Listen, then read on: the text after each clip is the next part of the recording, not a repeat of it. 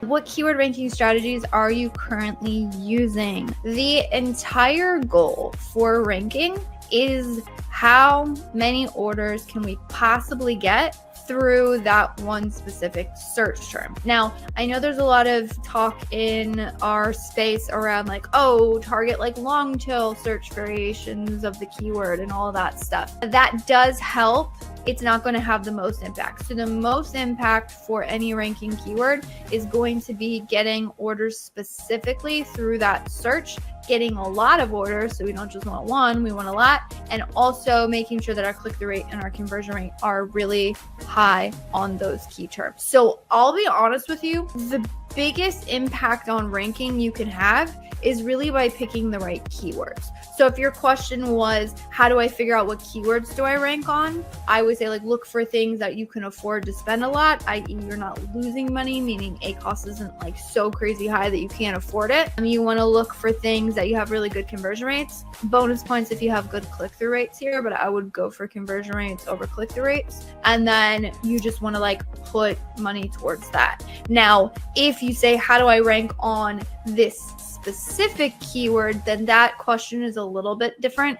And I'm just going to tell you like push volume. Now, what I recognize is that me saying, hey, push volume through a one specific search might mean that that's not super profitable. So that's where I'm saying like the real trick is going to lie in the actual targets that you select to rank on. Other things, some pro tips and some pro hacks are more advanced but can be helpful here, is if you have a specific search where it's like crazy expensive and you just don't really have the budget for it. Again, that goes back to keyword selection. Make sure you're selecting keywords where you can afford to spend that budget on it. But if we're on a specific keyword, you want to make sure that you're showing high enough in search that you can really get those good conversions and get those eyeballs on the product. But maybe you can't afford a ton of clicks because there's a lot of clicks and they're really expensive. And use the budget as sort of a lever to cap or meter how much money you are spending for that ranking play. Now, how effective that is going to be how many orders your market is making, and that's relative. So when I talk about trying to get a large amount of orders, it's relative to the other competition that is on that particular search page. Hello, and welcome back to another episode of Ask Junglr. I appreciate all of you joining in to get your Amazon advertising questions answered. It looks like a lot of people are already dropping comments in the chat, which is freaking fantastic. So FYI, this is your first time joining in, welcome. I do this for an hour every single Thursday. Basically, I show up here and you all drop your Amazon ad questions into the chat. I'll pull them up and I'll get you the best answers possible. The reason why I talk a lot about Amazon advertising is because I am a co-founder of an Amazon ads agency called Junglr. So if any of you are looking for help with your ads, you are tired of doing it yourself, we definitely can help out with that. But that being said, I'm really excited.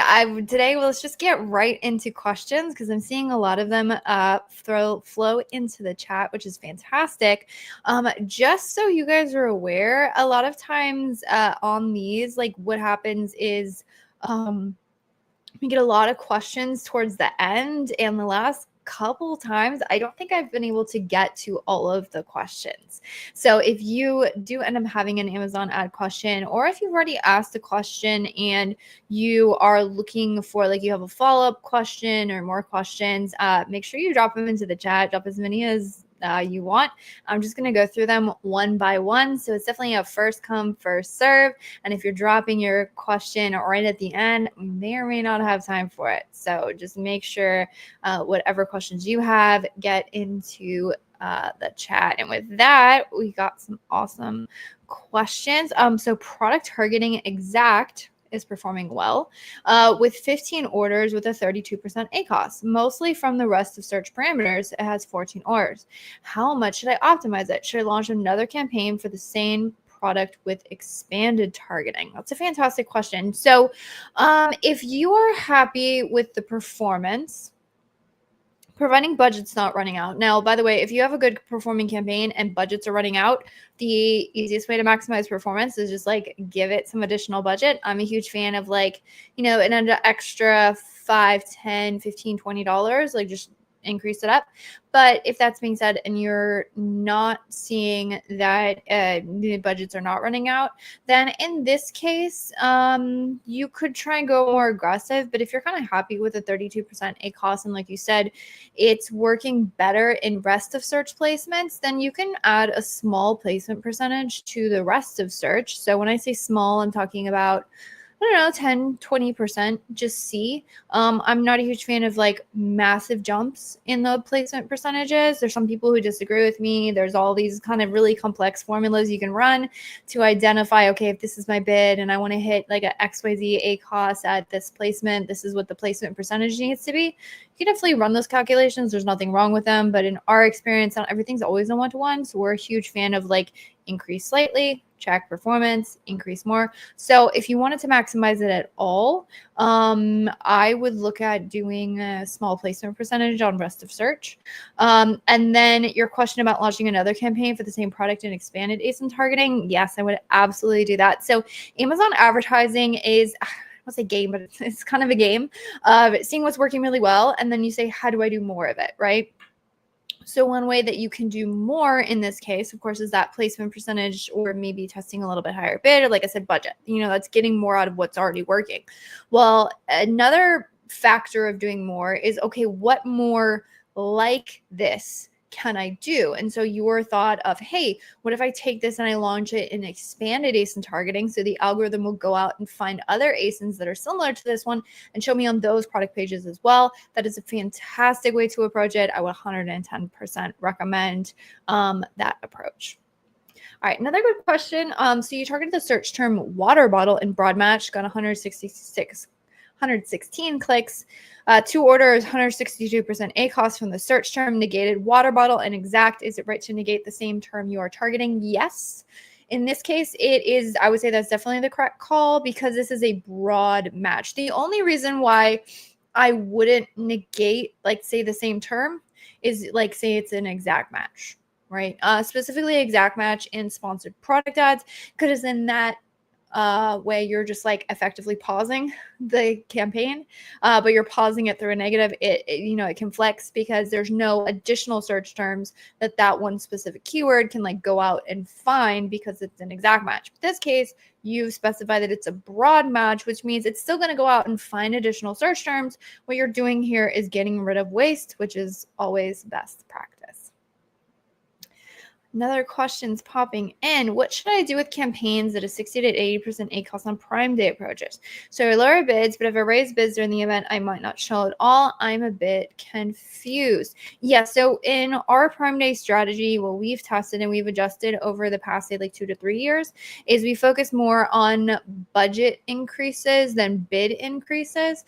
And it depends on what the goal is with these campaigns with the 60 to 80% ACOS. Like, are these ranking campaigns where it maybe makes sense to sustain a little bit higher ACOS, or these are kind of like new tests that you're running, and so there's no like organic or market share play associated with these types of campaigns? If it's the case of, oh yes, we're getting market share from these campaigns, then if those budgets run out, you might want to increase them slightly because you're like, oh, there's a market share play here, and so I'm gonna get maybe not just profitable ad sales, but I can help drive better reach and organic ranking overall. So there is a long-term benefit of that. If that's not the case and it's just like a test or something you're running, it's an auto campaign, it's a broad match campaign, it's a phrase match, like it's something that's like, it's not a really specific rank strategy. In those cases, I probably would just let them run out. I might even cap budgets a little bit. And you're saying if you raise bids during the event, it might not show at all.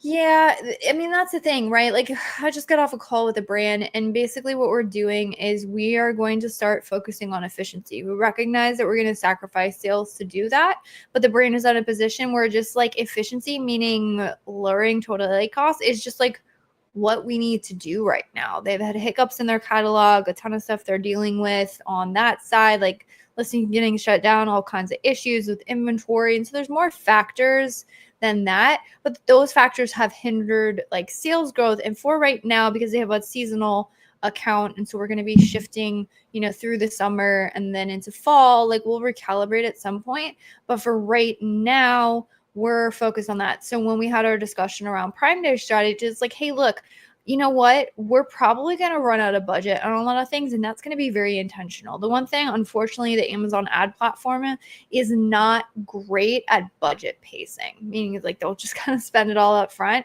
So like just recognize that that is going to happen on Prime Day. And what I would say is you can get more aggressive. Like you can try and push these more, like, increasing bids and making sure you're increasing budgets across the board. But in our experience, all you're doing is maximizing your spend on things that don't have good return. So what we do on the days of Prime Day is look at where do we already know that we get good returns for the products? What are the key campaigns that we know we need to focus on? And then those are the ones we maximize. And then we just let the other ones sort of deplete, run out of budget, or get restricted. And so that way your overall performance overall improves because you're spending more on the things that like just really are profitable for the account. Not many people are going to like the fact that I just said like, hey, let stuff run out of budget. But I would say like in our experience doing this for 6 years, you really need to control ad spend, and budgets are a great way to do that. All right, this is a fantastic question, and it's a two-parter. So the question is, we have different size variations of the same product. For an example, a 6-inch dinner plate, pack of 50, 10-inch dinner plates, pack of 50, etc. Each is listed under separate parent ASINs, which is a very good distinction because it will change how I answer this one. If we want to rank all of these variations on the same keywords, such as dinner plates, what should our PPC strategy be to ensure effective ranking while avoiding keyword cannibalization between them? So this is a really fantastic question. And I do want to point out for those of you listening, I said there was a very good distinction in the first part of the question is the fact that these are on different listings, because if they were on the same listing, you only are eligible for one ad placement and one organic placement per listing. So if you have variations and they're all under the same listing, you wouldn't be able to say rank all of those. Where in this case, because they're on different listings, you are eligible to secure a higher organic rank spot.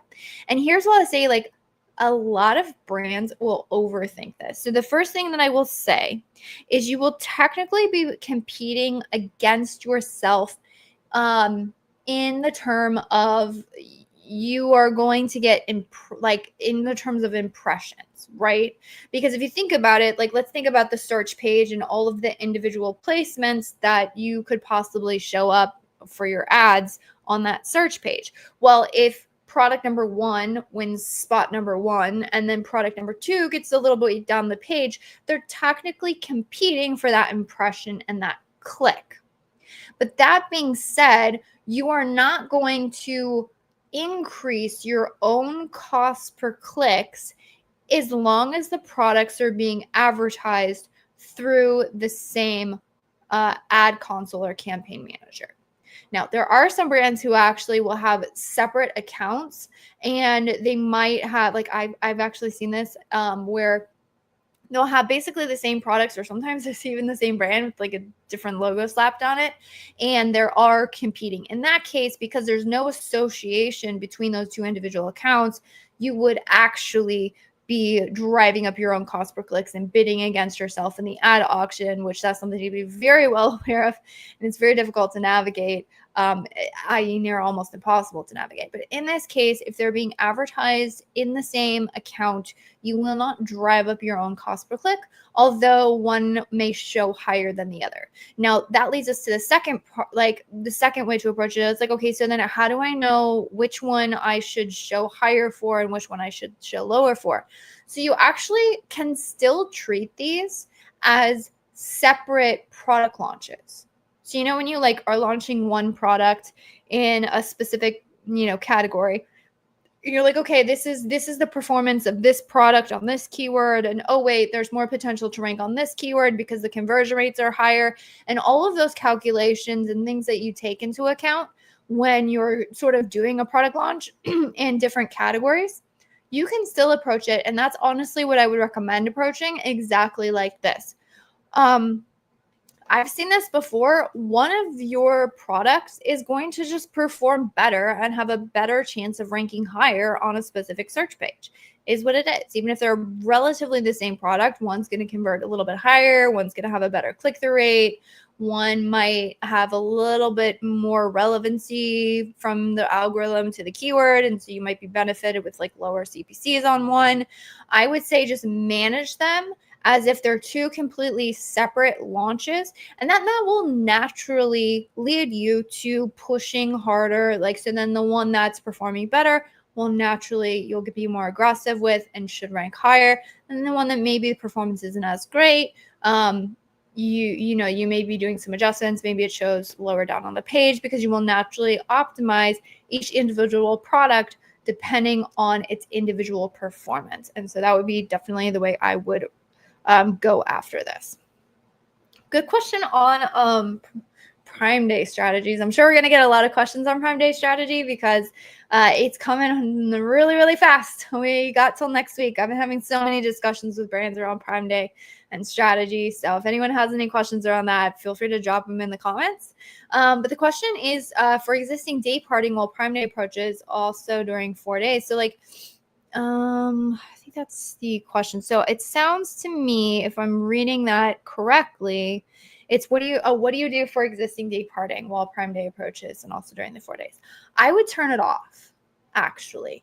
Now, you can, if you would like, set it up a little differently. So you can have like during specific times, like you can have more budget allocated towards the first half of the day, kind of like split the budget and then allocate the rest towards the last half of the day. But in our experience, the days of Prime Day are so different that if we are running day parting rules, we typically will turn them off unless there's like, yeah, for the most part, we'll just turn it off. I would say if it is not like a priority campaign, honestly, some of the best performing campaigns during Prime Day tend to be like your low bid autos and like those kind of things. So I would say if and all you can, if it's not going to completely like blow up spend and screw the account to turn it off, I would. And then if I know that it's going to really, really screw up the account because I'm just really restricting the budgets through day parting, there's two ways to go about it. You can start testing, easing the rules now. Honestly, if it was me, I would kind of start testing that. Or you can just leave it throughout Prime Day. I think I would recommend kind of testing, easing off, and see how that goes for the account, honestly. Is Prime Day more beneficial for ranked listing than newly launched listings who are selling at break even at a loss? It is easier for products that have ranked listings, because if you think about it, one of the major things that happens during Prime Day is just there's a significant increase of traffic because Amazon is they're promoting Prime Day everywhere.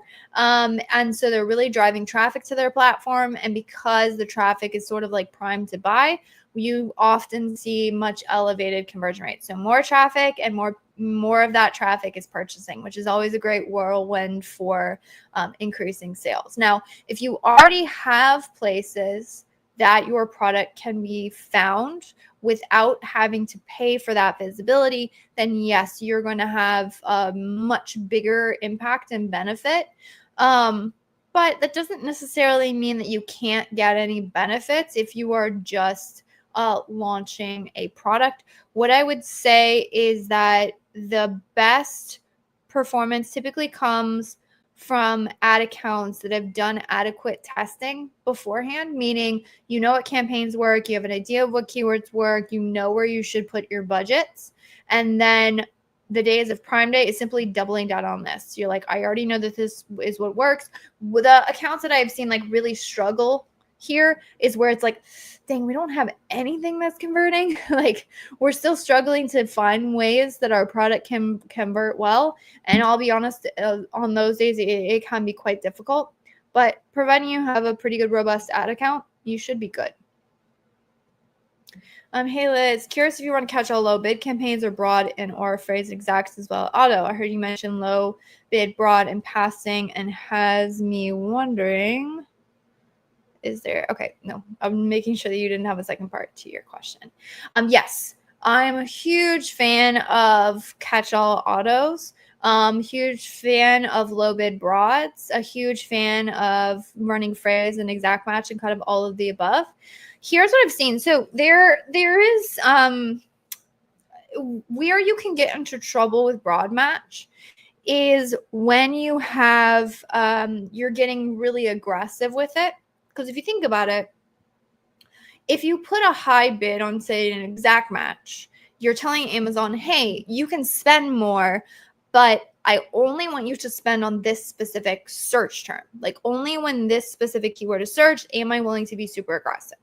Well, if you're doing a phrase match and you get a little bit more aggressive, yes, are there more search terms that you're allowing Amazon to spend a lot more on? Yes, but it's a bit more restricted, right? That whole phrase needs to be contained in the exact same order in that keyword.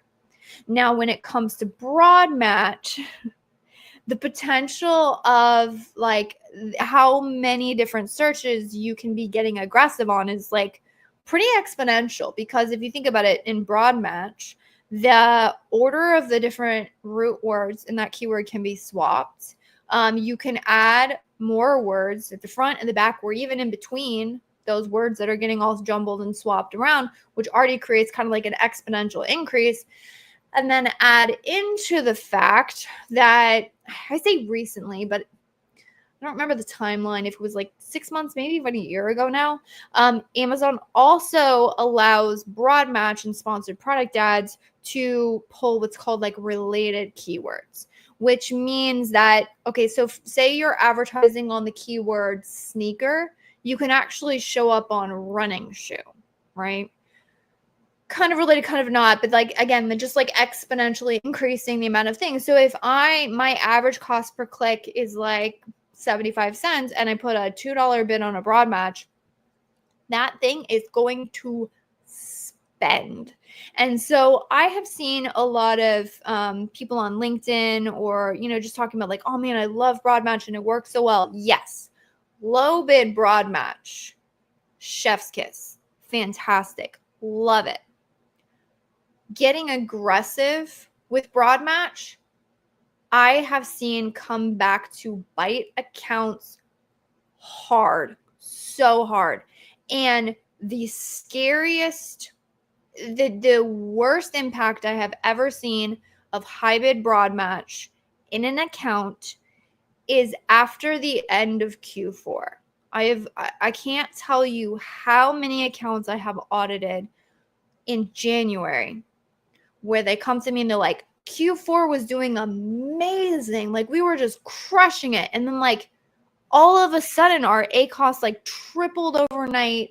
Our spend went, and like, what is going on? And nobody can figure it out. And I go and I audit the account and I'm like, 65% of your spend is on broad match. So what happened was during Q4 when conversion rates were high, that stuff was humming, right? You're getting orders, everything's fantastic. You're like, oh man, great. A good principle of Amazon advertising is when something's working, we try and maximize it, which in this case is increased bids. So you get into this spiral of autos are working, autos and broad crush it during Q4. I would say like 75 to 80% of the time, they're like fantastic. So what do brands do, right? What do automation softwares do? What do AI softwares do? They go, oh, ACoS is 15%, and my like average account ACoS that I'm targeting is like 30%. Freaking heck yes, let's increase the bid, right? So the increase of the bid, and it goes really well. Man, we increased it. We're getting a ton of more sales, and we're only at 20% right now. Heck, fantastic. Let's increase it, right? Let's go. And then like it just, so all of a sudden your account shifts to being focused on mainly driving sales through broad match because conversion rates are phenomenal. And all of the targets, like every single target's hitting. It's fantastic, right? Sales, sales, sales, profits, profits, profits. And then all of a sudden, your product is no longer eligible to be shipped and arrive in time in Christmas. And your conversion rates plummet. Now, after that plummet, typically speaking, there is less traffic on Amazon. So you kind of see the shift, but everybody's like, yeah, I kind of know right after Christmas stuff goes to crap. And there's that whole weird couple weeks in between, New Year's and Christmas that everybody's just kind of like, whatever, it is what it is, right? And then everybody gets back in the office during Q1 and they go, oh my gosh, what the heck is happening? And no one knows. It's because, and the account at that point, I don't want to say it's too late, but it's almost too late because it's in a death spiral. And to pull that account out of a death spiral when there is no solid exact phrase or specific targeting that you can then lean into to shift the account and start getting really incremental with where your product is showing up. Been there, done that. It is painful. It is costly. And I just, so that's why, like, you hear me, you can hear the emotions in my voice when I'm like, yes, broad match is great.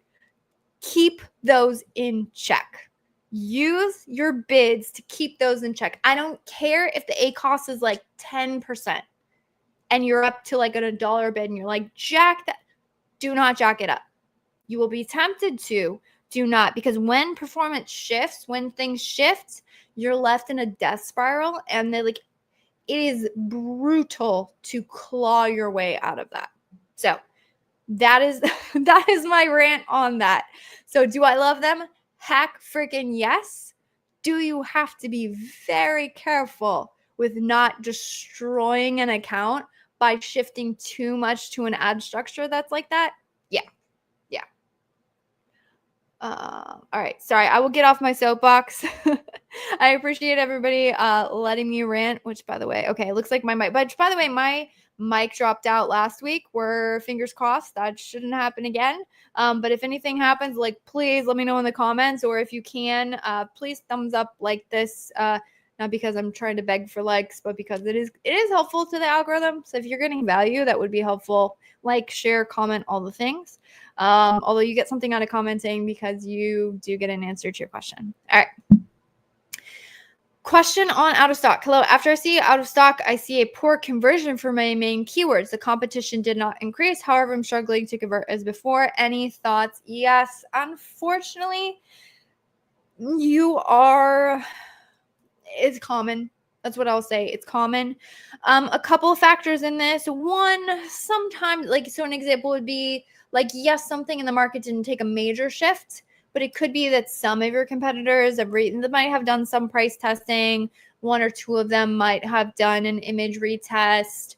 It's possible that somebody, they probably got a little bit more reviews. So not like a major shift, but there kind of often be some subtle shifts to the competition that you may or may not really know. The other thing is that a lot of times when you pause campaigns, you kind of restart them. I don't know if you've ever tried to copy a campaign, or you had something paused for a while and you restarted it, and all of a sudden you're like, what gives? This is the same freaking campaign. Everything's the same. And I don't know what changed. Sometimes that is the algorithm. So what I would say is, remember that playbook that you ran when you were first launching the account or launching the product, how you were you knew that conversion rate wasn't as good, but you're still pushing on the main keywords. You tolerated a little bit higher of an ACoS. You took a hard look at where you should be pushing. You took a hard look at your ranking, and then you just slowly worked your way up. You kind of got to go back through that playbook. I have rarely, if ever, seen a product come back into stock and everything just pop back to normal. It is what it is. The algorithm's still going to fill out your product a little bit. So I would just say go back. Just try and go back through that playbook if you can. And if you have any questions on what that playbook is, how to look at it, just feel free to drop another question in the chat. Is there any strategy campaigns to reduce high CPCs? Currently, it's to 15 after a month of launch. kind of lower bids, although that doesn't exactly help you in search. So, I mean, the one thing that can give you an idea on if you can lower average cost per clicks or not is going to be like what keyword, like how expensive are the keywords you're going after. So an example is like, let's say that we have a main keyword that we're going after that has a lot higher cost per clicks, like maybe that main keyword is like $3 instead of $2.15, right? But we're spending, I don't know, 20% of our total budget just ranking on that one keyword, and everything else is like $1 or so. And I don't know if that math works out, but basically what it is like how big of a piece of the pie of spend is being allocated to that one thing, and then how high is that CPC? And that will determine like what their averages are. So, I mean, the two ways. One is potentially lower bids. The second one is you can try and go after keywords that just on average have a lower CPC. I don't know if I would worry about the CPC so much unless, of course, those, which I'm assuming was why you're asking, is because maybe the ACoS is just too high. So in those cases, to fix, like say if it's a high CPC, but the reason is that's a worry is because the ACoS is really high, then what I want to do is shift to, okay, where do I get higher conversion rates? Because if the conversion rate is higher, it can actually make up for higher CPC, and you can still be profitable because it takes you less clicks on average to convert to an order, which means it's less spend that you have to convert that order. And so in that case, focusing in on conversion rate optimizations or focusing in on the keywords that potentially have a lower CPC and or a higher conversion rate can be helpful. But obviously you have to balance that out with like not hurting sales velocity. So it is a tricky thing to balance, but that's how I would approach it. What are your thoughts on sponsored products budget cap if we have a specific budget for the day? Yes, I think this is going to be controversial, but we leverage budget caps. Budget caps are a way to control spend. Now, will you lose visibility if budgets run out? Yes. But if you have organic ranking, then you're still going to be found on the platform. Now, where this can be an issue is if you say you're still in a ranking phase and the budgets are running out and then you have no visibility, that could potentially create issues. I would say use them strategically. I do like using campaign budgets versus the overall account cap because it allows you to direct spend a little bit more incrementally, if that makes sense. So like, let's say you had a $2,000 a day ad budget, right? If you just said, well, let's just let the campaign budgets run at what they're going to run at, and then I'm just going to put the account level cap in there at $2,000 a day, so I know it's going to shut off. Well, what if your 80% ACoS campaign is like eating up a ton of the budget because it's like a high volume keyword or something, and then you still have like 20% campaigns, like 20% ACoS campaigns that are also taking up budget, but they're not taking up as much. And then that account cap gets hit and then like everything gets shut down. Well, if you would have just restricted through campaign budget optimizations the 80% and allowed that to run out, but then you can still shift the budget so you can always make sure that the spend is on for the 25% ACoS, then you will actually improve the ACoS of the entire account. So if at all possible, it is helpful to have overall just use campaign budgets. The one way in which we do often, actually even especially for Prime Day, we will put an account level cap. But the reason why we do that is we will calculate what we are okay with like, say, our max amount of spend. And then we'll put the account cap, like maybe even a little bit higher than that. So let's say we want to spend $2,000 a day. Well, what if we put the account cap at $2,500 a day? Now, our goal is still to control it at $2,000 a day, right? So we're still making sure that we're on track of spend, and we're not trying to push it to the 2,500. But because we have that 2,500 as like a fail safe, if something pops off and something goes crazy, we know at least there's something that's going to stop it in its tracks versus just letting it run. So in that case, we have found some sort of fail safe account level budgets to be helpful. If I have a good search term that I got from an auto abroad match and search volume is less than 100 per month, should I do exact match on these key terms if they have low search? I would still do it. If you are finding it in your search terms and you know that it's working for you, I would still test it. I wouldn't to worry about search. The only thing I would look at for search volume is just saying like, okay, so I recognize that like maybe I'm not going to get a ton of impressions from that. But other than that, I'd say yes, absolutely test it. From a broad match campaign, can I add well-performing search terms like exact match in the same campaign? Is it okay? I'm a fan of launching separate campaigns here. I would recommend launching separate campaigns for these instead of just putting them in the existing campaigns. For high-ticket items, a few days before Prime Day, is it beneficial to pause campaigns as no one will be buying, or is it going to activate out of sight, out of mind scenario? I don't think it's bad. So I would recommend just restricting budgets severely.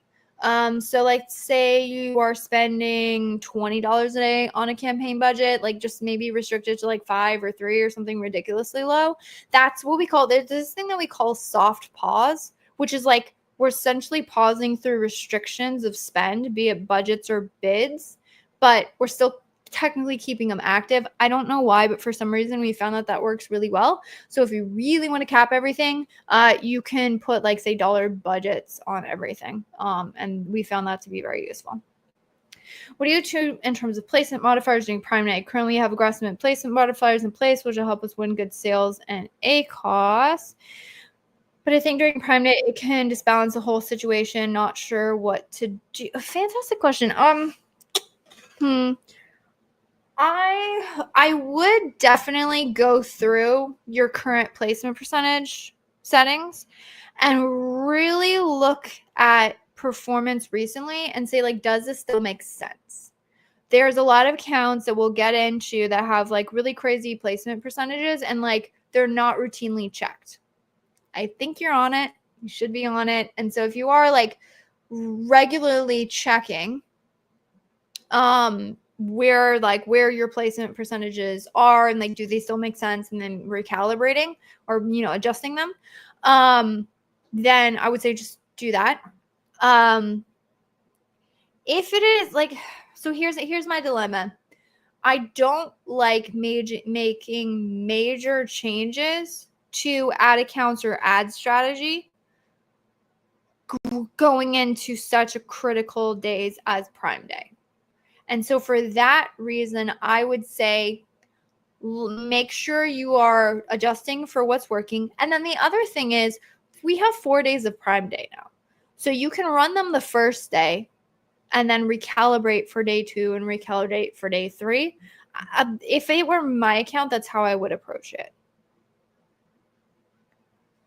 A lot of people saying hi in the comments. What would be the PPC strategy for high ticket products? Price $500. That's high price. Highly competitive market where conversion rate is low and we can't reduce the price or run promotions, coupons. Shoot. I'll be honest with you, it's not easy. So what I will say is that you can have some level of success for products that are at a higher price point. Like I purchased, it's like an at-home medical skincare device thingy. It was like $500, right? It wasn't cheap. My compares, and there was other products on the market, like on Amazon, that were like $100, but I paid like $480 something for this one. So there's other ones that were half priced. However, in this market, like in the device that I was purchasing, like I don't care if I paid double as long as it freaking worked. So I like reviewed the heck out of it. I looked at all the reviews. I went down the rabbit hole on on Reddit. I looked at a whole bunch of different YouTube reviews, right? And then I made my decision on purchase. So it still can work, but it depends on the market, right? So what we have found, like I've seen all the time and like higher price items that are more of like a luxury good. So an example would be like in jewelry. Like if it's because it's say like a real diamond ring or it has real gold associated with it, I can't tell you how many luxury price goods are on Amazon, and like the images look great, the style is great, and it's like there's no reviews, and it's like, do I really want to drop this here, or do I want to go in person where I can be 110% that this is actual real gold, and do I really trust this? I don't know. Like, I mean, there's high price. I mean, there's like some, again, I'm a girl. I love purses and jewelry and stuff, but it's like there's some high price like purses of I'm like, hey, I love the design of that, but like I can't justify dropping like $500,000 on something when it's on Amazon. Like, yeah, I love the images, but like there's 0 reviews, and I don't even trust if it's a luxury leather good, right? So I would say it's really is highly dependent on what the product is and setting expectations around how much sales volume you can actually drive for these products. A lot of times it can be very notoriously difficult, but again, it depends on the market. So if you're selling it in like a if you're selling it in like a space where it's kind of expected that there's a lot of higher priced items, it's just a higher price category, and people are willing to spend extra for the like vetted product, or it is a better product, then you might do okay. If it's in a consumer category where it's like, oh, majority of these are, it's like in purses, you can buy something for like 15-20 bucks. Is it high quality? No, but if I want to use it for like one evening, that's probably what I'm going to purchase. Versus there's some stuff that's selling for like $500,000, because it's a luxury item.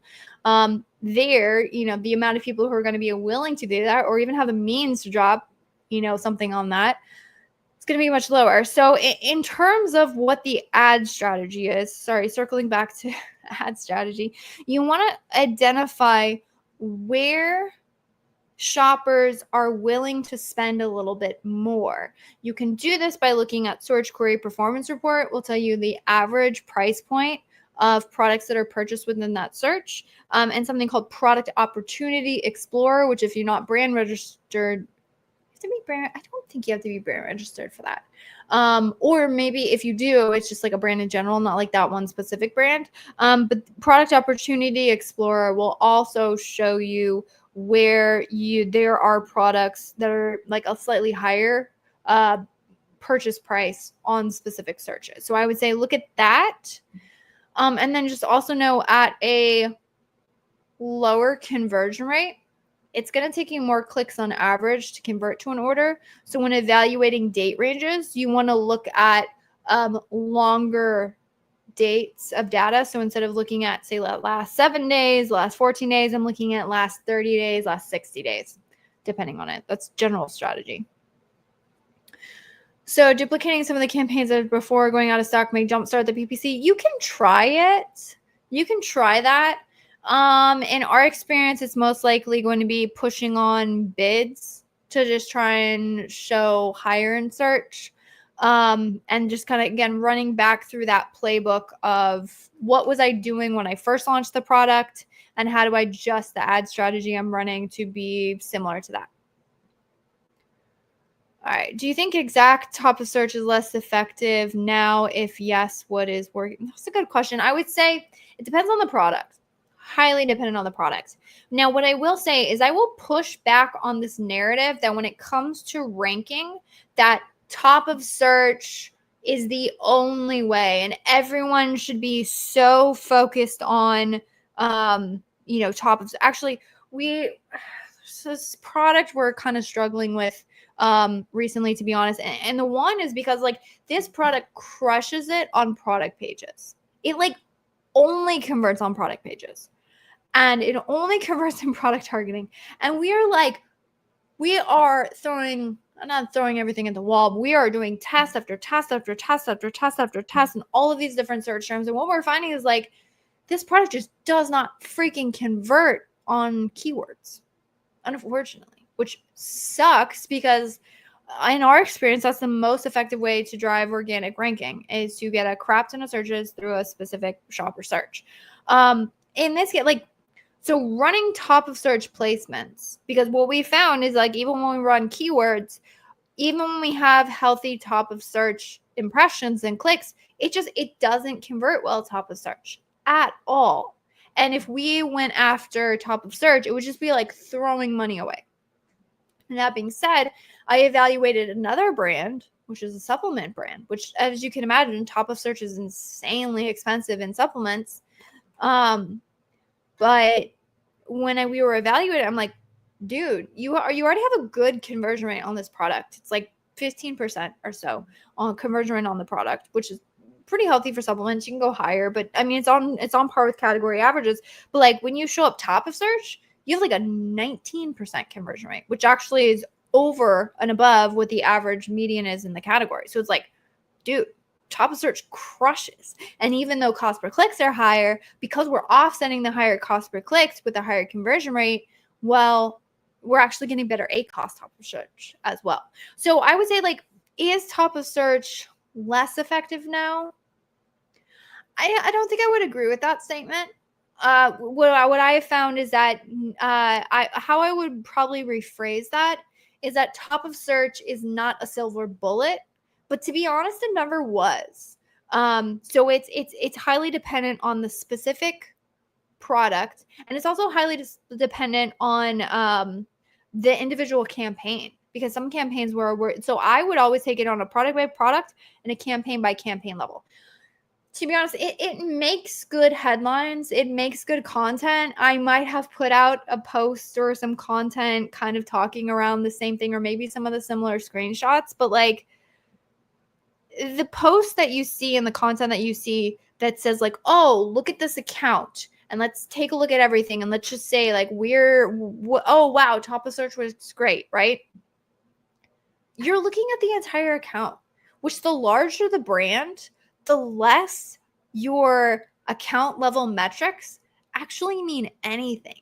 I mean, they mean something to you from like a business perspective, right? So as a business, I can afford to do XYZ in terms of ACoS or XYZ in terms of total ACoS, right? So that has to make sense on an overall account level. So I'm not saying account KPIs are not useful, but I'm saying when it comes to evaluating what you should be doing in terms of ad strategy, account level KPIs are great for directional ideas in terms of strategy. They are not good for making incremental strategy decisions. So I would say the more incremental you can get. So an example would be a bid on like my average CPC on my account level, or my average CPC on a specific keyword. One of those is going to have a much more like specific thing that you can take action on. So I would say the same thing is for placements. So it's what is working. I would say as long as you can look at your account, your product, your specific campaign and say this is working better, this is not working better, then that's what's going to be the best decision for you. And you'll end up optimizing way better than somebody who's just looking at like overall, this is what's working best, this is not what's working best, if that makes sense. People chatting in the comments, which is awesome. All right, going through it. When we directly jumped into Amazon newly launched, each category separate from each other with bytes or characters or somehow other. So my question is this: we have no knowledge about the specific characters. What should we do? Okay, so it sounds like this is related to SEO, which is something that I'm unfamiliar with. So I would say if it is possible to get, to be honest, I'm not 100% sure on the SEO. But I don't know. So I don't know the back end of the catalog. Is there a way where you can look at like catalog and like flat files or things and get an idea of, isn't there guidelines in Amazon? I swear there's guidelines, and I could be completely wrong, but I swear there's guidelines in the back end that I would look at. In search query performance report last week, I see 5.15% impression share, 7.54% click share, and 7.34 add to basket, but no orders. What does this mean, and what should I do? I don't know if I'd worry about it. I don't think I'd worry about it. So search query performance report is insanely helpful, and it also can be unhelpful in cases like this. So like to frame, like my framework from when I'm trying to figure out how do I do this is like, what am I trying to achieve? What is the data that will give me the information that helps me know what I'm trying to achieve? And then I want to make sure that I'm looking at data that allows me to take action. So when and then just for context, just like how you can go about thinking through, like, how can data be useful to me? How do I think about an account? How do I judge like what's going wrong, what's going right? So I'm seeing these numbers in complete isolation. So when you see 5.1% impression share, I don't know if that's good or bad because I don't know what the average impression share is in your category or market. I don't know how I stack up against competition, and I don't know how that compares to last week versus now. So is 5% impression share good or is it bad? I don't know. Click share, is it good or is it bad? I don't know. Is add to basket share good or bad? I don't know. So there's data without context is vanity. That might sound harsh, but it's true. Data without context in our comparison or a way to interpret it into an action is kind of useless. So what I would say is, are you trying to figure out like if you're not getting like, are you not being seen and found by shoppers? Is something off?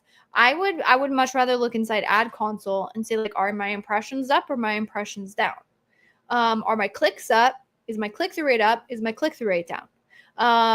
Am I getting more or less orders? And if everything is fine within ad console, then I'm like, yeah, it's fine. Everything's great. If not everything was great and I was starting to like lose, then I might say, I wonder if it's a market thing or is it a me thing? So here, search query performance may be quite useful because I could say, okay, so what is my impression share? It's 5.5. What was it last week? Well, it was roughly that, maybe like 5.25. Okay, so slightly, but it's fine. Well, what is my competitors? Oh, well, my competitors' market share used to be on average, I don't know, 6 something. So it's higher than mine, but it's gone down marginally as well. Okay, so maybe it's a market share thing because there's a change in the overall market. So that's where search query performance report can shine, is it can benchmark you against your competition and help you sort of see the shifts and moves in what's going on in the overall category and market. And you can compare yourself to that, which historically was like notoriously difficult to get that data. So that's where it's like fantastic. But if I just saw these numbers, I would be like, there's literally no actions I can take off of this because there's no story, there's no context, there's no, it was this, then it is this. How do I get this number back to this, right? Compelling strategy. I'm not really sure who's talking to what. Looks like people are chatting in the comments, so I'm trying to go over. All right, cool. If a keyword garlic press is already being targeted in an exact match campaign and search terms for other broad campaigns are also targeting garlic press, both are performing well, what should I do? Fantastic question. I would say keep running both of them. Keep running both of them. If both are performing, there's really no reason to shut it off. As long as they are in different match types, I would keep it as is. How do you pick keywords in search query performance report to run the PPC? Should we make an exact match campaign for them? It's a fantastic question. My favorite way to use search query performance report is to benchmark your performance of your product against your averages or the averages of the competition that are already on that keyword. So an example here would be, you have to calculate your conversion rate, but I'd prefer to look at click-through rate and conversion rate. So conversion rate is your orders divided by your clicks. So you know how it says brand orders? So you can take your brand order, I think it's purchases. I think they call it purchases, not orders. Either way, it's an order. So you can take brand purchases divided by brand clicks. and that tells you your conversion rate. And then you can take total purchases divided by total clicks, and you can see what is the average conversion rate on this shopper search query and what is my conversion rate on the shopper search query. Same thing, you can look at click-through rate. So you can take brand clicks divided by, I think it's impressions. I don't remember if that one has a different wording on it too, but so clicks divided by impressions. And then I could say, okay, what is my click-through rate? So if you have any keywords that have a better than average or just on par with the averages of conversion rates and click-through rates, although I would care more about conversion rates than click-through rates. For example, if I had a better than average conversion rate, but I had a lower than average click-through rate, I would still use it because I'm like, conversion rate is actually this thing that drives orders. And so in that case, I would be cool with going after that because I know that I convert higher. And so those are like my top keywords.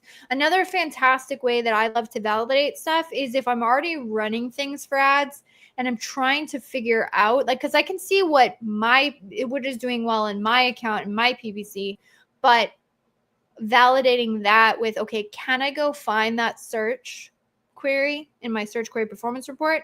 And then can I look at what is my conversion rate than the category averages? Then that is a fantastic way to say, like, okay, this is where, so what you're looking for is a market advantage. Where do I have an advantage over my market or over, other products in my category? So where I know if I double and triple down on this, I should still want to validate it by tracking, but I should see the impacts on ranking because I've already validated that I have a stronger than average in the category. So that's how I would use it, is one to, and you can, I have seen brands where they kind of take everything and they just launch all of it. But I would, if we're using it to especially find, like, say, keywords to go after for ranking or things like that, that's like my favorite way to go after it and look at it. Cool. With that, looks like I was able to get to all the questions this week, which is fantastic. I appreciate those of you who preloaded questions. So some of you dropped questions in the comments ahead of the stream going live on YouTube, which is awesome. I can still get in here and read them, which means I was able to jump right in and get started on questions right away. So we were able to roll through that pretty freaking quick, which is amazing, because the other couple weeks I've had to not get to everybody's questions. I always feel horrible, but it is what it is because we have limited time here. So it looks like we have 1 or 2 questions. I'll answer this next one and then we'll probably have to run. But everyone recommending run single keyword campaigns for ranking. But if we have 10 to 20 keywords, should we really launch 10 to 20 separate campaigns? I would, honestly. So the other way that we have done this is, like, let's say you had one of those keywords that have, I don't know, like it has 10,000 search volume. Because if you're doing this in the beginning in keyword research, you'll probably see one with like 10,000 search volume, then like 8,000, then maybe 6, and then all of a sudden everything has like 2,000 and 3,000 search volume. So what you might do is say, like, okay, these are my primary keywords, so I'm going to put these in single keyword campaigns, and then all the other keywords, because they're kind of varied in what the search volume is, then I'm going to launch those in a grouped campaign. You can totally do that. And you know what? Honestly, if you want to throw them all in one campaign, you could. The reason why it is beneficial to have them in a single keyword campaign, by the way, is because you get the most amount of control you possibly can over the settings, how much you're spending on that one specific keyword. So an example here would be, let's say you had a campaign with all 20 keywords, and one of those keywords, you're crushing it on the ranking. The ACoS is like freaking 27%. And you're like, man, if I look at the top of search placement, top of search is crushing it, right? Well, for that one specific keyword, I would say, like, heck yes, how much can we spend on this one keyword? Like 27% ACoS on a ranking keyword, heck freaking yes, let's blow this one up. Let's rank as high as we possibly can in search, right? I'm willing to go up to 35. Like, let's crush the competition here. But what happens when that same campaign has like 3 other keywords that are operating at like an 80%, 100% ACoS? Well, do I really want to increase the budget of that, or do I really want to increase top of search placement percentages? Because I'm also going to have to increase what I'm doing on those 80 and 100% ACoS keywords. Like, I don't really want to do that. So it kind of puts me in a bind where I'm like, I need to do this more strategically, but at the same time, I need to be super careful what I'm doing over here. So it's like a catch-22, right? I can maximize the thing that's like crushing it, but then I also have to be okay with increasing the stuff that's like, to be frank, not really working well. But like, I still want to test these things because they're still making orders, but I feel like I could probably play around with this a little bit more, right?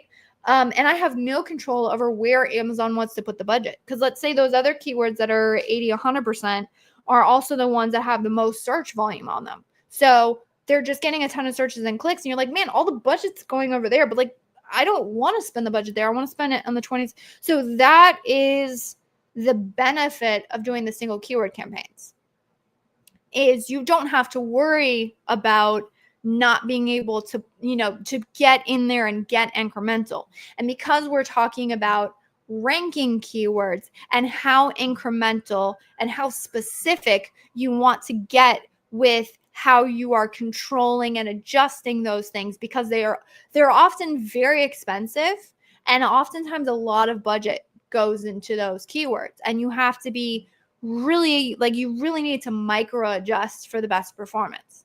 Because again, the more spend you're doing on things, the more aggressive you're going with something, the more you need to be careful that something's not going to spin out of control. And so going to the extreme of a single keyword campaign allows for you to have the highest level of control possible, which again, because we are in the context of talking about ranking, that is beneficial.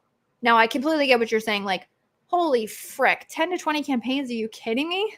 That's a lot to manage, right? And I'm going to say 110% I agree with you. And so that case, like, we might say like, okay, we have identified that this core group of 5 is the ones that we're really going to need to control. And so we're going to do single keyword campaigns for these 5, and then we're going to allow for groupings of the other one. But I will say that if you find, something that's performing well in those other 15, and then you go, oh crap, man, I wish I would have had a single keyword campaign. In our experience, it is beneficial to start out. Now, if you're using optimization softwares, if you're using bulk operations for these things, if you have like an internal software and algorithm the way we do, having a ton of individual campaigns is not really a problem. Like, for us, totally 100% manageable is not a problem. And now if you're managing things manually, which one at a certain level of scale, that's going to become impossible. Then in those cases, maybe. So I would basically say pick your battles. Do you need to have things grouped for ease, or can you sacrifice maybe a little bit of ease because you know that these are, you want to be able to have that level of control? So it is pros and cons. It's definitely pros and cons. But in my experience, for specific ranking purposes, single keyword campaigns is worth whatever cons go along with that. So hopefully that was helpful. Again, I appreciate it. It looks like we are right at time. You guys have been awesome. I say it every week, but this is literally my favorite time of the week. I love getting in here you guys ask some freaking fantastic questions. So with that, if anyone, by the way, is interested in reaching out or getting some insights on their account, for anyone who's might be interested in seeing what we have to say about Amazon advertising, feel free to go to our website, junglr.com.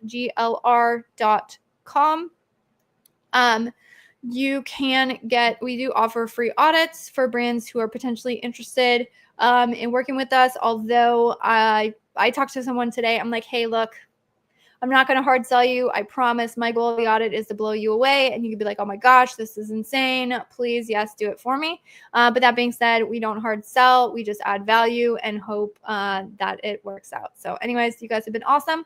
I will see you all in the next one. And that wraps up this episode of the Ask Junglr Amazon Advertising Podcast. I hope you found these insights and strategies helpful in your Amazon PPC journey. Remember, if you have a burning Amazon ad question that you'd like answers to, head over to junglr.com/live to join our next live Q&A session. Until next time, keep optimizing those ads and stay hungry.